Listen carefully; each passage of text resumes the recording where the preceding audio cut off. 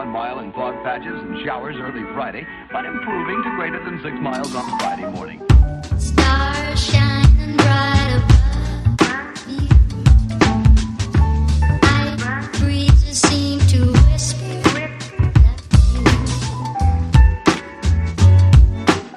sycamore tree. Dream a little dreamer.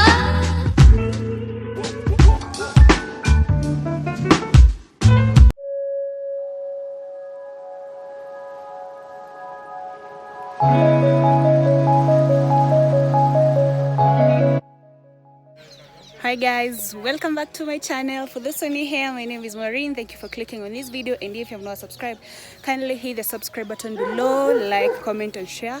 Sorry, as you can hear, there's a dog behind me. So this is like an old colonial house that is in Limuru. This place is called Kiambethu. So we are here for some team building and to learn more about tea and enjoy some tea. So I hope to tag you along with me. I hope you'll enjoy this video, and if you do, please smash the like button.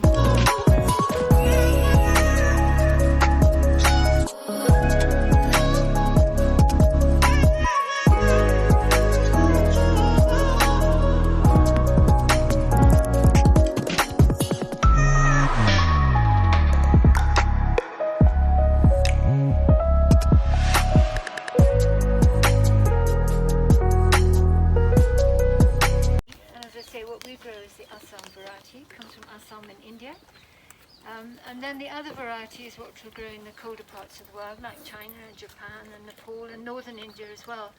That's what they call Camellia sinensis, or Chinese camellia. If you know the camellia plant that grows in your garden, tea is the same family.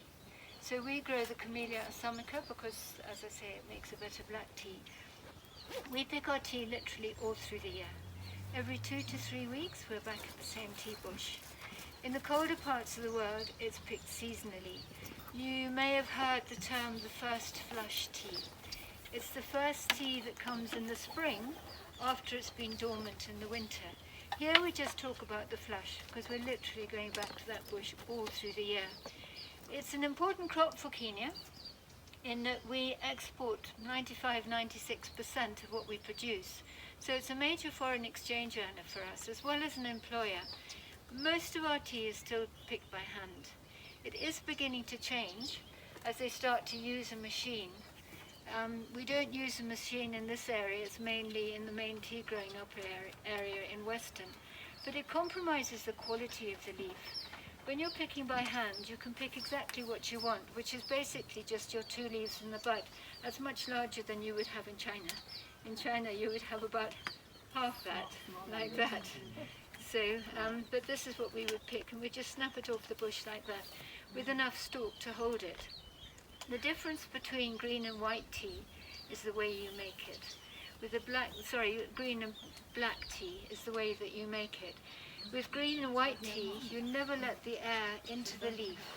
With the black tea, you open up the cells and you introduce the air to it, and it oxidizes, and then you dry it to a very high heat. With green and white tea, you try and keep it away from the heat as much as you can, so it just keeps it green, and it's basically just a dried leaf. So it's much healthier for us than black tea. When we make black tea, we do heat it to a very, very high heat, and you do destroy some of the antioxidants and good things that you do find in tea. But it's just different cultures and different ways of drinking tea.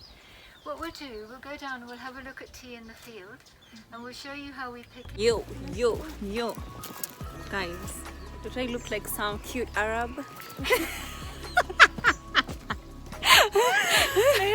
Bye, baby. Bye, baby. Oh my God. We are going now to the tea farm. We're going to the tea farm to see the tea. Oh my gosh, too much light. But I love the air. It's called what? Yeah, it's cold, and then the air is fresh.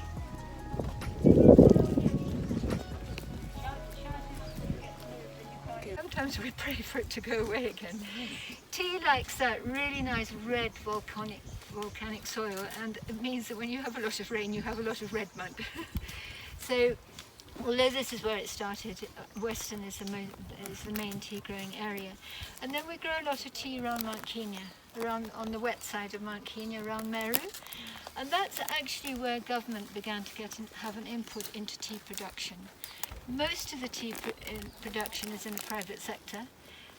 In fact, most of the tea that we produce in Kenya comes from smallholders. There are over 350,000 smallholders that contribute to the amount of tea that we produce. So that's more than all the tea factory big estates. But what you do have to do is be close to a tea factory, because your tea gets picked today and it must go to the basket as this, but he's pulling from underneath. Normally they're just going across the top of the bush, and you can usually tell when your tea is ready because it stands proud. It will stand up like this. So you can see, and it's quite easy for people to pick. Sorry. The baskets are made of a grassy material. This should be in here rather than that.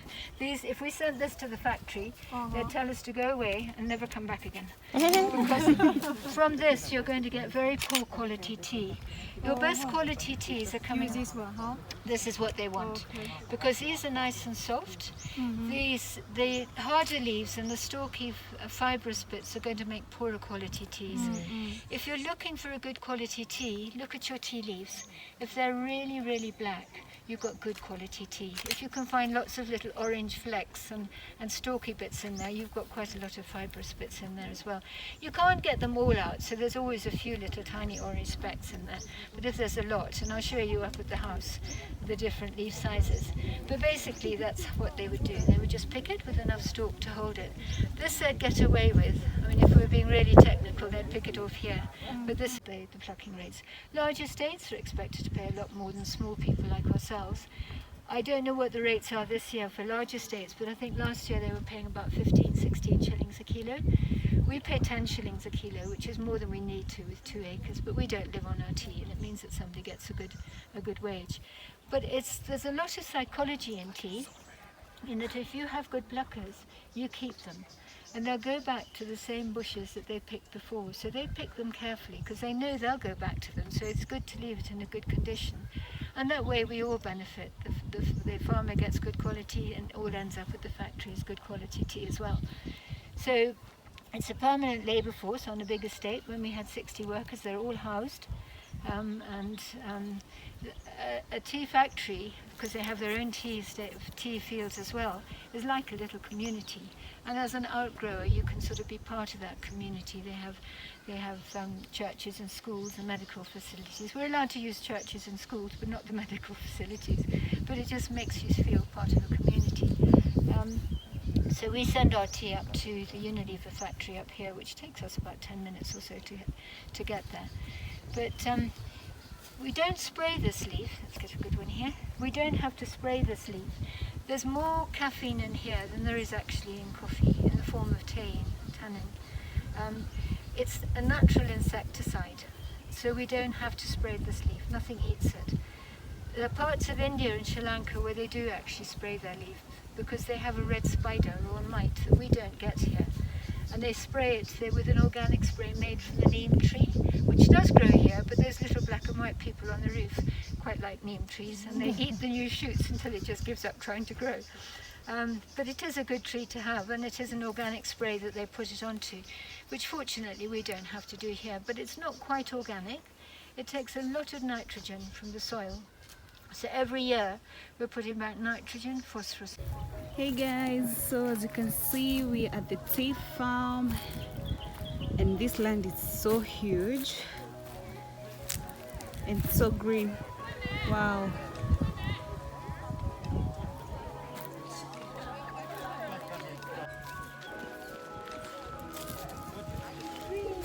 Yes. Thank you.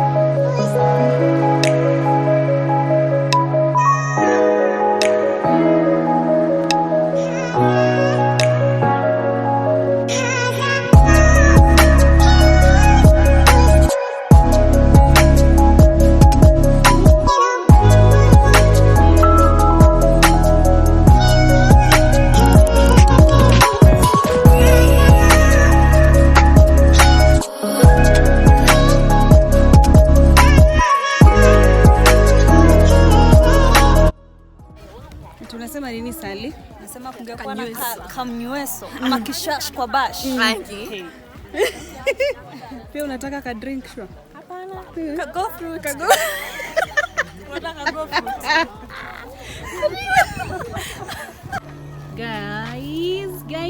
Guys, just see that view. It is views on views, guys. Wow, it looks so nice, so great. I wish I would live here. To wake up every day with such views, it's a blessing, guys. It's a blessing.